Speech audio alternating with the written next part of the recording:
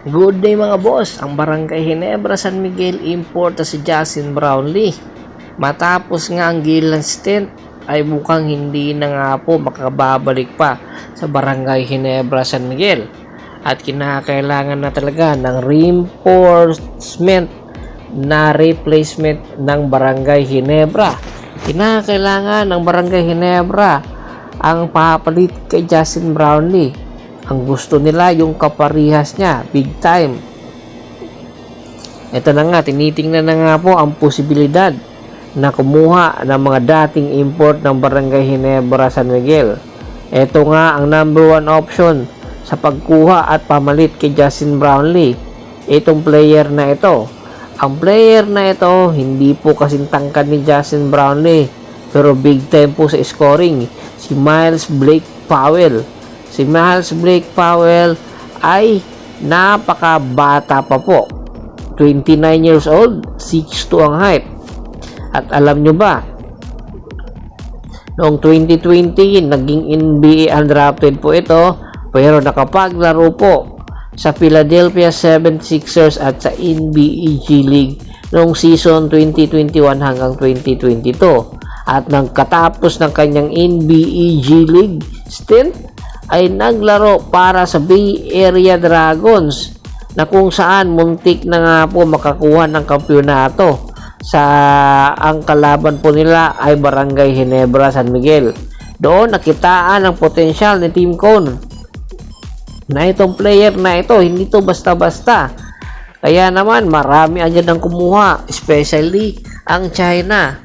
Kinuha agad itong si Miles Powell dahil sa kanyang kakayahan na di kalibre, na kung pwede palang makipagtapatan ay hindi talaga siya matatapatan. Naging best East player o best Big East player of the year noong 2020. Naging Jerry West Award noong 2020. Ilan lang ito sa kanyang mga credential na kanyang dinadala. Kaya malaki ang may tutulong nitong si Miles Powell para sa Ginebra San Miguel kung sakaling ito nga ang kukuning import ng Barangay Ginebra. Napakalaki ng tsansa na makababalik po sila sa finals at makuha ang Governor's Cup. Hindi pa man nila malalaman kung babalik agad itong si Justin Brownlee dahil ang kanyang hamstring injury ay palala ng palala at mas mahirap kung mas lalong lumaki ang injury na yon. Second option po pagdating sa import ng Barangay Ginebra San Miguel ay itong si KG McDaniels. Kung matatandaan po ninyo, si KG McDaniels nakapaglaro na po ito dati sa PBA. Dahil nga, kabisado na at gamay niya na ang PBA. Kaya hindi katakataka na tinitingnan din po ang posibilidad na kunin ito ng Barangay Ginebra San Miguel. Sa kanyang kakayahan bilang high flyer, hindi man kaparihas ng scoring nitong si Justin Brownlee, maibibigay niya ang kanyang buo at 100% na performance. 33 years old na po ngayon itong si KG McDaniels na kung saan nakapaglaro nga po sa NBA.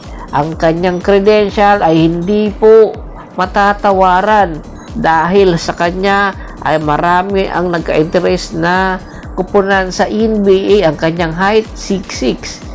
At alam nyo ba, nakapaglaro sa Houston Rockets, Philadelphia 76ers at noong 2014 second round 32 overall pick itong si KG McDaniels.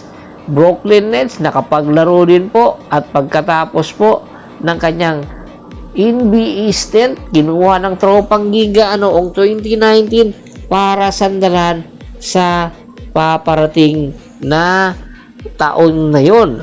At pagkatapos ng kanyang TNT stint, bumalik po sa PBA noong 2021, naglaro sa NLEX Road Warriors sa ilalim ni Coach Sheng Yao. At pagkatapos ng kanyang stint doon ay naglaro din po sa Meralco Bolts at lumipat ng Europa. Pagkatapos lumipat po ng Indonesian Basketball League para sa Pelita Jaya para samahan itong si Justin Brownlee. Opo, naging teammate po ni Justin Brownlee itong si KG McDaniels. Kaya kung mayroon i-recommenda na import itong si Justin Brownlee ay ito pong si KG McDaniels dahil gamanya na rin ang Barangay Ginebra San Miguel. Ito ngayon yung mga option na tinitingnan ng Barangay Ginebra San Miguel kung sinong import ang makakatulong sa kanila na maibalik at makapasok sa finals. Ang Governor's Cup ang pinakahuli na season ng PBA, kaya naman marami ang gustong makuha ito at nang sa ganon sa paparating na Governor's Runner na Philippine Cup ay mas lalong makuha po nila ang Grand Slam. Samantala, ang last option ng Barangay Ginebra San Miguel mga idol. Opo, hindi po kayo nagkakamali. Mayroon pa po isa pang last option ang tinitingnan na import ang Barangay Ginebra San Miguel at ito nga po ay si Michael Quartz na kung saan nagkaroon ng PBA na experience noong 2019. Unang nakapaglaro ito sa PBA sa ilalim ng Northport Batang Pier. Ang nasabing player na ito ay 32 years old at 2015 NBA undrafted. Pero bagamat undrafted po ay nakapaglaro naman po ito sa NBA G League sa iba't ibang kupunan doon. Pagkatapos po ng kanyang Northport stint noong 2023 ay naglaro at bumalik sa PBA sa ilalim naman po ng Rain or Shine Elasto Painters. Pagkatapos po ay lumipat ng Taiwan at doon naglaro ng ilang taon bago lumipat po sa Europa hanggang lumipat naman po doon sa Indonesian Basketball League na kung saan naging isang all-star player po. Kaya naging Indonesian scoring champion din po noong 2024. Kaya hindi kataka-taka na tinitingnan ang posibilidad na maidagdag ito ng Barangay Ginebra San Miguel. Tingin nyo, sino ang posibleng makuha ng Barangay Ginebra?